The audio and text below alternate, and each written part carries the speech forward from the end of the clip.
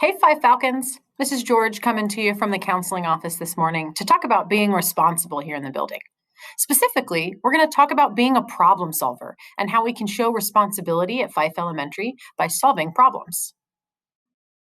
When a problem arises, it's really important to take a second before we solve the problem to think, is it a big problem or a small problem? So a big problem is a problem that we need an adult's help to solve. A big problem is something that's dangerous, scary, someone is hurt, or someone is breaking the law or doing something illegal. If any of those things happen, you get an adult right away. Small problems are a lot more common than big problems. We might have many of them happen throughout the day.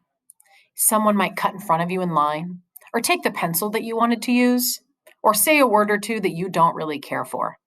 Those are small problems that you have the ability to solve all on your own. Now, I know what you're thinking. You say that we can solve the problem on our own, but how do we do it? Well, that's what this video is going to show us today. We have some steps and strategies to help you be an awesome problem solver. Falcon problem solving. Step 1, decide, is it a big problem or a little problem? Remember, a big problem is something dangerous, scary, illegal, or someone's getting hurt. If that happens, you get an adult right away. But if it's a small problem, you move on to step 2. Step 2 is take a deep breath. When we have a problem, it often makes us feel mad or frustrated, and we can sometimes say or do something that we might not be happy about later. So it's super important when a problem comes up to just take a second, take a big deep breath in through your nose and out through your mouth, so you can be cool and ready to solve the problem. Step 3 is to choose how you want to solve the problem. There are 3 go-to choices you can use to help solve your problem. You can ask the other person to please stop. You can ignore or walk away, or you could talk it out with that person. But there's a chance that you're not ready yet to solve the problem. If you're feeling really mad or really frustrated about something, you might wait and cool off and come back to solve the problem later. You'll use different solutions for each problem.